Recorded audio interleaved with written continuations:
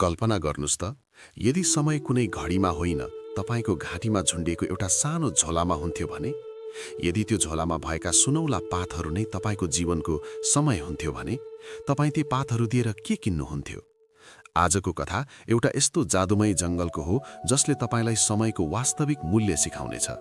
यो कथा अन्त्यसम्म सुन्नुहोला, किनकि यसले तपाईको जीवन हेर्ने दृष्टिकोण नै बदल्नेछ। धेरै पुरानो कुरा हो, एउटा घना र रहस्यमय जङ्गल थियो, कालवन अर्थात् समयको वन। यहाँको एउटा अनौठो नियम थियो। यहाँ जन्मने बित्तिकै प्रकृतिको तर्फबाट हरेक जनावरको घाँटीमा एउटा सानो झोला झुन्ड्याइन्थ्यो। त्यो झोलामा सुनौला पातहरू भरिएका हुन्थे। ती पातहरू अरू केही नभएर उनीहरूको समय थियो। हरेक दिन बिहान सूर्योदय हुने बित्तिकै एउटा सुनौलो पात झोलाबाट आफै उडेर जान्थ्यो। उडेको पात कहिल्यै फर्केर आउँदैनथ्यो। जङ्गलका जनावरहरू ती सुनौला पातहरू अर्थात् समय दिएर जे पनि किन्न वा गर्न सक्थे। यसै जङ्गलमा दुई मिल्ने साथीहरू थिए।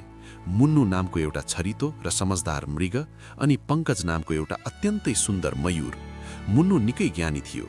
उसले बुझेको थियो कि झोलामा भएका सुनौला पातहरू सीमित छन्। त्यसैले हरेक दिन बिहान उडेर जाने आफ्ना सुनौलो पातको सट्टामा उसले केही न केही नयाँ कुरा सिकेरै छाड्थ्यो। ऊ आफ्नो समय जङ्गलका कुना काप्चा चिन्न, सुरक्षित ओढार बनाउन र भविष्यको लागि खानेकुरा जम्मा गर्नमा खर्च गर्थ्यो। उसले आफ्नो समय दिएर ज्ञान र सुरक्षा किनिरहेको थियो। तर अर्कोतर्फ पङ्कज अर्थात् मयूर आफ्नो सुन्दरतामा निकै घमण्ड गर्थ्यो। उसलाई लाग्थ्यो, मेरो झोलामा त अनगिन्ती सुनौला पात छन्, यो कहिल्यै सकिँदैन। उसले आफ्नो समय अर्थात् सुनौला पात केवल दिउँसोसम्म सुत्न, पोखरीको किनारमा आफ्नो प्रतिबिम्ब हेर्न र व्यर्थको तारिफ बटुल्नमा उडाइरहेको थियो। एक दिन जङ्गलका सबैभन्दा ज्ञानी लाटोकोसेरो हिक्मतले रुखको हाँगाबाट सबैलाई चेतावनी दिँदै भने, आवाज अलि भारी र गम्भीर बनाउँदै, हे वनका बासीहरू हो, चाँडै नै जङ्गलमा एउटा भयङ्कर हिउँदे तुफान र खडेरी आउँदैछ। आफ्ना सुनौला पातहरूलाई सही ठाउँमा लगानी गर र सुरक्षित भविष्यको तयारी गर। समयको मूल्य नबुझ्नेले पछि आँसुको मूल्य चुकाउनु पर्नेछ। मुन्नुले यो कुरा गम्भीरतापूर्वक लियो र अझ मेहनत गर्न थाल्यो। तर पङ्कजले हाँस्दै भन्यो, मुन्नु, तिमी कति मूर्ख छौ। जीवन भनेको त रमाइलो गर्नको लागि हो। मेरो झोलामा अझै धेरै सुनौला पात छन्, म भोलिदेखि तयारी गर्छु नि।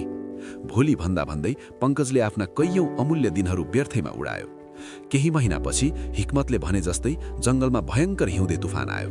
चारैतिर हिउँ नै हिउँ भयो। खानलाई एउटा हरियो घाँसको त्यान्द्रो पनि बचेन। मुन्नु आफ्ना सुरक्षित र न्यानो ओढारभित्र बसिरहेको थियो। उसलाई न जाडो थियो न भोक। उसले विगतमा खर्च गरेको समयले आज उसलाई जीवन दान दिइरहेको थियो। तर बाहिर पङ्कजको अवस्था दयनीय थियो। हिउँले खाएर उसका सुन्दर प्वाखहरू झरिसकेका थिए। भोक र जाडोले ऊ थरथर कापिरहेको थियो। बस्ने कुनै उपाय नदेखेर उसले आफ्नो घाँटीमा झुन्डिएको झोला खोल्यो, यो सोचेर कि म मेरा सुनौला पातहरू दिएर कसैको आश्रय र खाना किन्नेछु। तर जब उसले झोलाभित्र हेर्यो, ऊ छाँगाबाट खसे जस्तो भयो। उसको झोला लगभग रित्तो भइसकेको थियो। सुतेर, अल्छी गरेर र भोलि भोलि भनेर उसले आफ्ना सबै सुनौला पात उडाइसकेको रहेछ। बल्ल उसलाई महसुस भयो कि उसले आफ्नो समय रूपी अमूल्य सम्पत्ति दिएर केवल अल्छीपना किनेको रहेछ, जसले आज उसलाई बचाउन सक्दैन थियो। रुँदै र लडखडाउँदै पङ्कज मुन्नुको ओढारमा पुग्यो। मुन्नुले आफ्नो साथीको दयनीय अवस्था देखेर तुरन्तै भित्र बोलायो, न्यानो ओछ्यान र खानेकुरा दियो। आँखाभरि आँसु पार्दै पङ्कजले भन्यो, मुन्नु, आज मैले समयको वास्तविक मूल्य बुझेँ। मैले सोचेँ कि समय त सित्तमा पाइन्छ, तर यो संसारमा सबैभन्दा महँगो चिज त समय पो रहेछ। मैले मेरो समय खेर फालिन, बरु समयले चाहिँ मलाई खेर फालिदियो। मुन्नुले पङ्कजको काजमा हात राख्दै मुस्कुराएर भन्यो, मित्र, समय प्रकृतिको एउटा यस्तो सिक्का हो जो तिमीलाई सित्तमा मिल्छ, तर त्यसलाई कहाँ खर्च गर्ने भन्ने निर्णय तिम्रो हो। बितेको समय त फर्केर आउँदैन, तर अब तिम्रो झोलामा जति पनि सुनौला पात बाँकी छन् त्यसलाई सही काममा लगाउने वाचा गर। त्यस दिनदेखि पङ्कज पूर्ण रूपमा बदलियो। साथीहरू, हामी सबैको घाँटीमा पनि अदृश्य रूपमा समयको एउटा झोला झुन्डिएको छ। हरेक दिन बिहान हाम्रो जीवनबाट पनि एउटा सुनौलो पात उडेर गइरहेको छ। हामीले पनि हाम्रो समय दिएर केही न केही किनिरहेका छौँ। प्रश्न यो हो कि के तपाईँ आफ्नो समय दिएर अल्छीपना र क्षणिक रमाइलो किनिरहनु भएको छ, या ज्ञान, सिप र सुन्दर भविष्य किनिरहनु भएको छ? याद राख्नुहोस्, भोलि गरौँला भन्ने भ्रमले तपाईँको झोला रित्तो बनाइदिनेछ। आजको सही लगानी नै भोलिको सुरक्षित भविष्य हो। तपाईँ आज आफ्नो समय केमा खर्च गर्दै हुनुहुन्छ?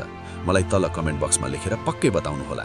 यदि यो कथा तपाईँको मन छोयो भने भिडियोलाई लाइक गर्नुहोस्, आफ्ना साथीहरूसँग सेयर गर्नुहोस् र यस्तै प्रेरणादायी कथाहरू सुन्नको लागि हाम्रो च्यानललाई सब्स्क्राइब गर्न नभुल्नुहोला। तपाईँको अमूल्य समय दिएर यो भिडियो हेरिदिनु भएकोमा धेरै धेरै धन्यवाद।